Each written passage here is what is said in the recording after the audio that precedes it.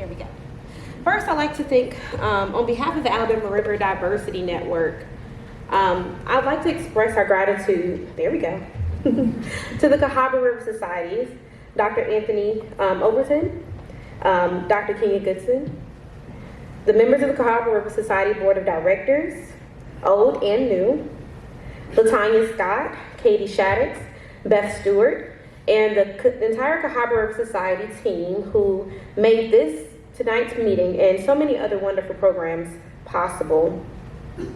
I'd also like to send a special thanks to Francis Lang, Eddie Love, and the wonderful staff at the Ocean Foundation, who in 2019 agreed to serve as Alabama River Diversity Network's fiscal sponsor. That act formalized our long-term effort to build a multifaceted stewardship network for the Alabama River region. I cannot continue without thanking the executive leadership of ARDN, Dr. Tina Namor-Jones, William Bill Finch, as well as Emily Jones, Alan Spears, Ebony Preston, Joshua Jenkins, and so many other partners at MPCA, Dr. and Mrs. Josephine McCall, Elaine Leslie, and so many others who lent their efforts to sustain us through the pandemic. I take the time to call so many names because it's very easy to put one person behind a podium and speak out and represent an entire organization. But one thing that's very important to understand about the Alabama River Diversity Network is we are not an organization. We are a network, which means that without each and every one of our partners, each and every one of our stewards, our advocates, and the individuals in our community, we do not exist. So I do ask that when you receive the words that I share with you tonight, that you think of them as not a reflection of me, and not just a reflection of ARDN, and a reflection of Alabama, but a reflection of humanity and how we can do more to think more about one another.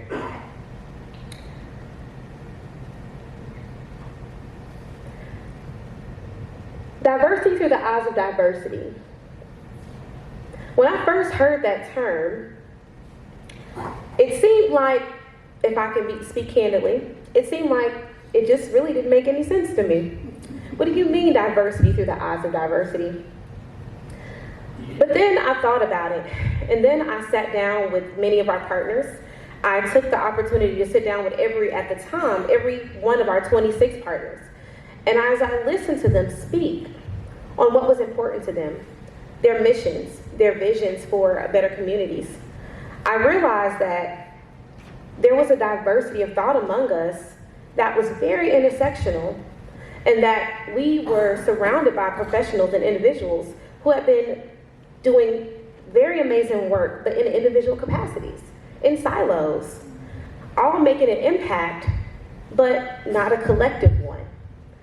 All very important messages, but working in fields that just weren't valued as much. And that's when it dawned on me that it takes us as individuals thinking about our individual diversity, our diversity as communities, the diversity of interests that we hold, our diverse cultures, our diverse languages, our diverse representation, and what makes us common, what commonalities we have among us, and how those things are actually at the root of our issues and the solutions to our problems. So I can't speak about the diversity of our network without first speaking about who I am. My name is Destiny Williams. I am a native of Yorktown, Virginia, our nation's historic triangle, if you've ever heard of it. It is where the founding of the United States as we know it began. The beginning of a lot of problems that we are still facing today. But as I carried that with me and brought it down to Pike County, Alabama, where I was raised in a small community called Tarentum, I learned a lot about community as I witnessed the beautiful landscape that is the South Wiregrass region of Alabama. growing up in that area engulfed me in nature and outdoor recreation type activities that I honestly did not have access to in Yorktown, Virginia. But the issue with that was, as I'm understanding now, Yorktown, Virginia is extremely rural. It's a very small place, and it's surrounded by nature. So why was I not outside? Why did it take me moving to Alabama to get outside, to go fishing, to swim, to hike? And that is because in Yorktown, Virginia, though what I learned as an adult going back home to visit, there is a huge focus on outdoor recreation. But that focus was not in my community. So therefore, I didn't get those experiences. We did, however, go to all of the local museums, right? And we learned about Colonial Williamsburg, and we went to see the reenactments and those types of things. So we didn't miss out on that history. But I did not learn much about the history of the indigenous people there. I grew up and I would go visit my great aunt in a community called Chickahominy, and I didn't even know who the Chickahominy were. And I didn't understand the role that they played in building and establishing that place. So I carry that with me through my experiences coming to Alabama, and I make it known that I'm an outsider that fell in love with this place because of what it taught me and how it shaped me. So I wanted to start there because when we think about it, I come to the table with not what appears to be a lot of experience, but not a lot of experience in this work, but a lot of life experience that lends itself to this work and is not often heard in these spaces. And that in itself is a problem. So, going back to when we speak to our partners, and we're all in a space on Zoom having conversations, one thing that becomes very apparent in that space is, what are we lacking? What are we failing to do? What parts of our community are we missing in achieving our mission, to accurately achieve our mission? And in those spaces, people share the work that they're doing, what they need help with, and they find helping hands in every direction. So I want to kind of dive in and just tell you a little bit about the Alabama River Diversity Network itself before I get into how we do what we do and some of our successes and our challenges. So I wanted to start with this here. I mentioned that I met with all 26 of our partners, and during that time I took lots of notes. I recorded those meetings, and from those notes I created this word cloud. And as you know as we know how word clouds work, this actually shows what our partners were talking about during our conversations. The bigger the word, the more they said it. So we see what's important, right? It's a great visual representation. And I'll just call out the ones that stood out to me the most: biodiversity, people, land, equity, justice, indigenous. And we can't forget that in green there, water, right?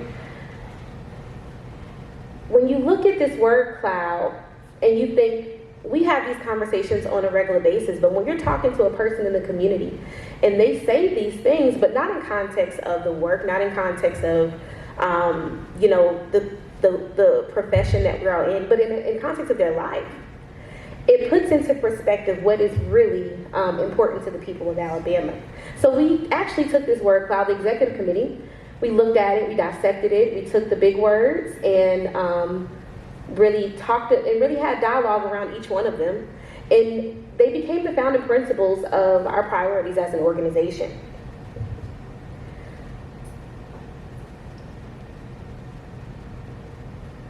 Okay. So, representing the diversity within nature and people, as the Alabama River Diversity Network, we are a statewide sponsored project of the Ocean Foundation, and we're championing a network dedicated to reconnecting communities to their home landscape and rebuilding connections between our region's rich natural history, human history, and cultures. Many of our partners have actually been working together for more than a decade, facilitating these network collaborations that advance a multidisciplinary approach to stewardship and prioritize place-based storytelling as a core component to protecting and preserving our region's rich biological and cultural diversity. We aim to allow our region's authentic stories and inclusive needs to drive our conservation, preservation, and community advocacy priorities. So when we talk about the Alabama River Diversity Network, we're talking about an area that forms, is about the size of New Jersey. And when we're looking at a map and you compare New Jersey to Alabama, you know, there's no comparison. Alabama is massive. But if you cut New Jersey out and put it on Alabama and you think about an area that size and really doing the type of work we're doing there, it is a massive undertaking. The Alabama River forms just north of Montgomery in Otago County, at the confluence of the Coosa and Tallapoosa rivers. It joins the Cahaba just below Selma. Nearly half of the Alabama River's 318-mile stretch lands in the Black Belt, where it meets the Tombigbee River, 50 miles northeast of Mobile, to form the Mobile River. So what that tells you in itself is that we work from the most northern region of the Alabama River all the way down to the Gulf. The Alabama River unifies the state's eastern river system, the Coosa and Tallapoosa, the western river system, the Cahaba, Black Warrior, Tombigbee, making it a principal contributor to Mobile Bay in the Gulf of Mexico. So when we actually think about our working area, we decided to divide it into three sub-regions: the Otago County Coosa area in the east, the Alabama Black Belt Heritage area in central, and the Mobile-Tensaw Delta southwest region. This great river system, the Alabama River and its tributaries, include globally significant centers of forest and aquatic diversity that support the greatest diversity of turtles in the Western Hemisphere, more fish species than any similar sized national river, and likely the greatest diversity of mussels, aquatic snails, and crawfish globally. This region is home to the National Center of oak, hickory, magnolia, and total woody species diversity, along with some of the largest and best remnants of the longleaf pine ecosystem in southeastern grasslands. The Alabama River region is coincidentally a national center of American history. It supports some of the largest pre-Columbian cities, and it sets the stage for modern tribal policies as well as the modern civil rights movement. Now, unfortunately, the prominent and narrow narratives of colonial expansion in America leave us seeing a loss of natural resources, human injustices, and even the foundation of our rich cultures as disparate parts. Even though we may feel far removed from the tragedies that we've come to know as the Trail of Tears in terms of town, we cannot forget that the forced removal of Native people and the forced immigration of African people were driven by the land, the water, and the wealth of natural resources present in our regions and regions alike. And to be clear, we are not talking about the past. Just last year, if you all may remember, 200 years after the Muskogee Creek natives were forced off their homeland by white settlers, the members of the Muskogee Nation hosted a 2-day festival in Oxford, Alabama. And this festival was named, the name of the festival, Riasepes, literally meant we have come back. So we are just now really doing the difficult work of reconciling a history that we feel is very far removed from where we are today. And as I stated, and I want to emphasize that it's very important to understand that even the removal of the Native people of this land was driven by our desire to control to exploit and extract the natural resources here in Alabama. And I want to speak a little bit about the civil rights history. So Montgomery, Alabama, it's the capital of the state's capital.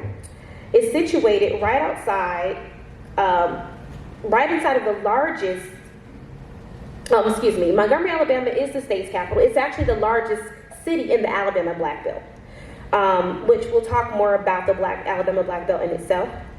It is situated just northeast of the bend of the Alabama River, and it finds itself at the epicenter of America's struggle for equality and justice, and its position as the seat of the Confederate States of America, as well as the heart of the civil rights movement. It is by no coincidence that the last known slave ship also arrived in the U.S. and docked in Mobile Bay. So we know that it is by design, as our natural, human, and cultural resources have been, as I mentioned, extracted and exploited, that many of our state's greatest conservation priorities actually fall within this region. We also know that the challenges facing our world can be overwhelming when individual organizations attempt to tackle these daunting problems. And as we pursue this massive undertaking of collaborative conservation work, we must be reminded that conservation science itself takes time to make an impact. And therefore, we need to join hands with other social initiatives, engage in difficult conversations, and facilitate strategic collaborations in an attempt to make a collective impact that advances all of our work forward. Because all of our work is valuable, it's interesting, it's complex, and I emphasize it will take time. Our partnership network has actually been working together. Beth mentioned that we met regularly during the pandemic, but I want to kind of set a picture for you about how long this group has actually been working together. The group never had a name in the beginning when it first started working together. It was just one organization, the University of West Alabama, reaching out to other organizations as they were exploring the opportunities for a national heritage area in the Black Belt. Tina Namor Jones hit the ground running and really did the legwork of go visiting every one of the 19 counties to hear from the people in those counties how they perceive the Black Belt. What did it mean to be a part of the Black Belt? Did they feel like they were a part of the Black Belt? And I say 19 counties, but originally it was 23. So we did have 5 counties who did not actually associate themselves with the Black Belt. 4 counties. Please don't judge my math. I don't. Okay. All right. So that says a lot. Even though if you actually look up the Black Belt, you may see many people still describe it as a 23 county area. And they do that largely based on the geology of the area. But the Black Belt is more than about the land. It's about the people. It's about the culture, right? It's about the history and what unifies us together. So as they did that legwork and started to make these connections, you had people like Bill Finch, who was doing work in Paint Rock and understanding the rich biodiversity there and how it linked to the diversity of the area, and started having conversations and has a deep love for the Alabama Black Belt and started making connections between the two and realized that, well, the two of the Eastern United States' Centers for Biodiversity both existed in Alabama, one in the northern region, one in the central region, and they should be connected in some kind of way. So they started having conversations. And those conversations caught the ear of the National Parks Conservation Association, who they were very invested in the Mobile Tennessee Delta region and wanted to see how they can join those efforts with the efforts in the Black Belt and in Paint Rock. And it just took off from there. But it didn't take off overnight. It took over 10 years for them to even decide on a name. And they actually started out as the Friends of the Delta. And then they went to, the Friends of the Alabama River. And then decided, that's kind of, been used, and it had been used, so they decided on the Alabama River Diversity Network once the Ocean Foundation agreed to be its fiscal sponsor. So we're talking about over 10 years of people in the community pursuing work that was very important to them and just joining hands together. Another key partner that I cannot fail to mention is Josephine Boland McCall, and how she connected with the National Parks Conservation Association and Tina Jones, and through her work, memorializing the legacy of her father, who was lynched in Lowndes County, Alabama. That's her life's work. She's published on it and is restoring a school, the historic Rosenwald School, to preserve that legacy as a museum, but also as an outreach center for the community. And it's something she had been pursuing for a long time. Made connections with this group of people and began resource building together.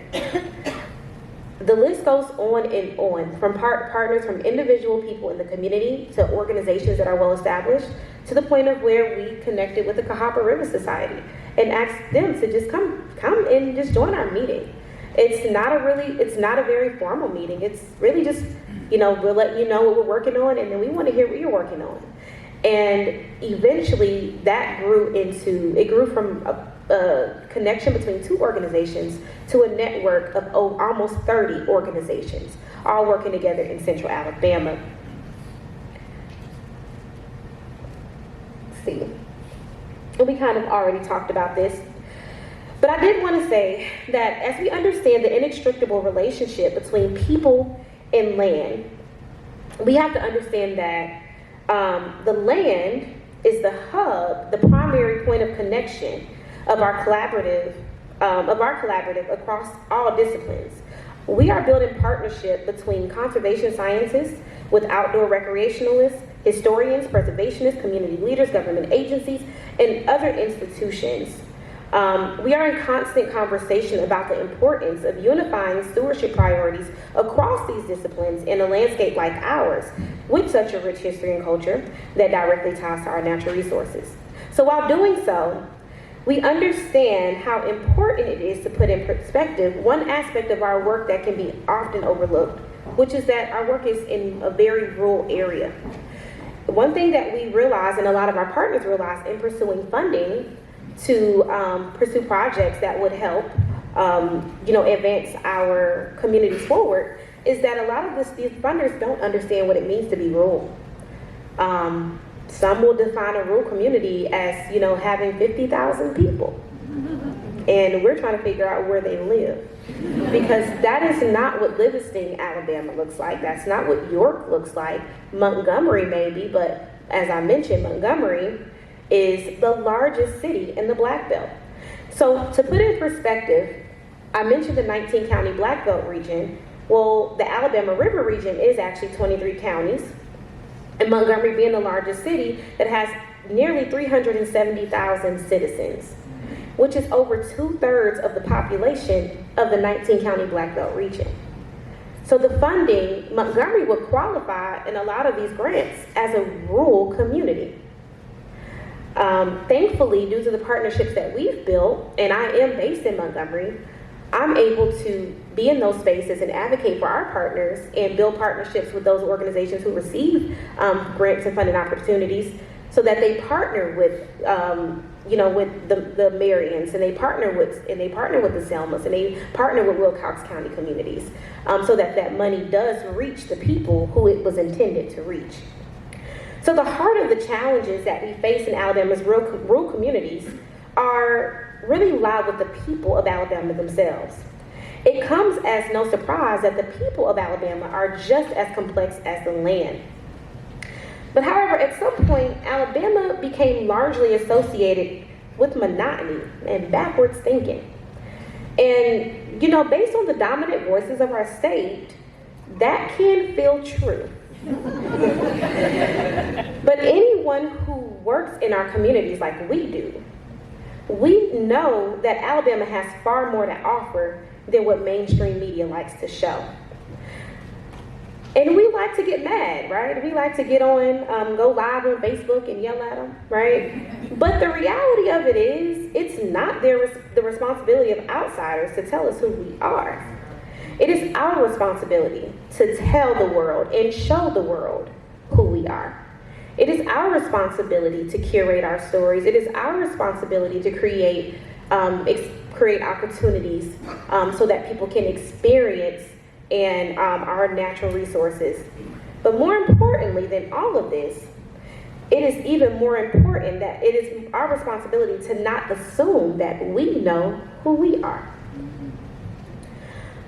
One narrative is extremely dangerous. And we know that not just in Alabama, but across this nation and even around the world, there has been a dominant voice and a dominant narrative that has masked and muted many communities. And those communities exist right here. They are our next door neighbors. They are friends. They are family members. And let's be honest, sometimes we actually don't know who they are at all because we exist in a bubble. And when thinking about your own bubble, think about your own bubble as one narrative.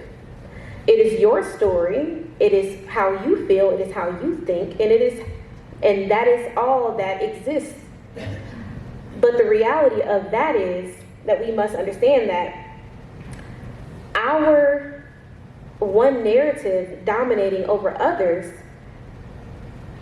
is the reason why when we go out to pursue our work, we miss the mark. The complexities of who we are as people, the diversities of our cultures, and the complex in our histories must be engaged to truly understand how precious our natural resources are and why we are losing our biodiversity at such an alarmingly high rate. Talking to Alabama citizens who are experiencing extreme environmental justice issues, challenges, extreme poverty, and lack of access to resources. And talking to them about the loss of biodiversity is not a priority for them. Their priority is quality of life. But we know we need all of our communities to be engaged so that we may save our natural resources, right? So how do we connect to communities who are disconnected from nature? For, various reasons. We have to do it organically in a way where we actually listen first. And we're prepared to listen for a very long time. And we're prepared to advocate, not to tell the stories of the people in our communities who don't look like us and who don't live like us, but to actually advocate for the fact that they do need to be heard and that they do need time. And what I mean by that is, it's very easy to hear a compelling story about members of our community and want to share it, right? But wouldn't it be even more awesome if you advocated to your funders the need to create opportunities for community members to share their own stories, for them to have seats at the table alongside you so that they can speak for themselves? I promise you, anyone who's worked very closely with the community, just know that once you have their trust, they have no problem telling you what they need, right? And so, which leads me to my next point. Another thing about building this organic community is trust building.